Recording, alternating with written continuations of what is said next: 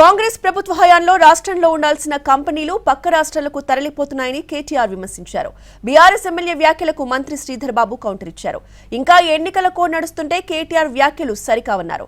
Corning సంస్థ ఎంఓయూనే కుదుర్చుకోలేదని, కానీ కేటీఆర్ ఆ సంస్థ పోయిందని ప్రచారం చేస్తున్నారని మండిపడ్డారు. ఒకవేళ ఆ కంపెనీ పోతే దానికి మించిన సంస్థలను తెస్తామని తేల్చి చెప్పారు. కొత్త పరిశ్రమలు తెచ్చుడు కాదు, ఉన్న పరిశ్రమలే పోతున్నాయి. బాధ అక్కడ అనిపిస్తున్నది. ఇంకొక పరిశ్రమ కార్నింగ్ అని అంతర్జాతీయ పరిశ్రమ, అది 1000 కోట్ల పెట్టుబడి. నేను బాస్టన్ మహానగరాన్ని పోయినప్పుడు అక్కడ సంస్థను ఒప్పించి 1000 కోట్ల పెట్టుబడి వాళ్ళు తమిళనాడు కర్ణాటకకి చూస్తుంటే వద్దొద్దు మీరు ఇక్కడికే రావాలని ఒప్పించి వాళ్ళను అక్కడ సంతకం చేసుకొని వచ్చినాం, ఒప్పందం కుదుర్చుకొని వచ్చినాం.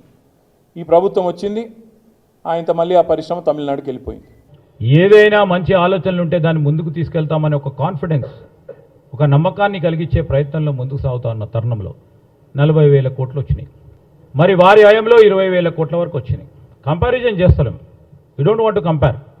ఈ కేన్స్ కూడా ఎక్కడికో పోయిందని, ఏదో జరిగిపోయిందని సత్యదూరమైన ప్రచారం మానుకోవాలని నేను కోరుతా ఉన్నా. ఈ కార్నింగ్ పెట్టుబడికి సంబంధించి వారు ఈ రాష్ట్ర ప్రభుత్వానికి గత ప్రభుత్వానికి సంబంధించి ఎంఓయూ ఎక్కడ చేయలే, ఎక్కడ కూడా బైండింగ్ అగ్రిమెంట్ చేయలే. కానీ అప్పుడున్న మంత్రి గారు అనౌన్స్మెంట్ చేసిండ్రు ఇక్కడికి వస్తారు చేస్తారని. మేము అదే మాటపై వారితో కూడా సంప్రదింపులు జరుపుతూనే ఉన్నాం. మాకు బేసిజాలు లేవు, ఇంకో అడుగుకు ముందుకేయాలని ముందుకెళ్తా ఉన్నాం. ఇంకా కూడా ఆలోచన చేసినాం, రావాలే మీరు మా రాష్ట్రానికి రావాలే, మీరు పెట్టుబడులు పెట్టండి, మా నిరుద్యోగ యువతకి ఉపాధి కల్పియండి అని కోరుతూ వస్తూ ఉన్నాం. సరే, వారు ఏదైనా కారణాల వలన ఇతర రాష్ట్రాలకు పోతే అది కాకుంటే దాని అబ్బని తీసుకొచ్చే కార్యక్రమం చేస్తాం.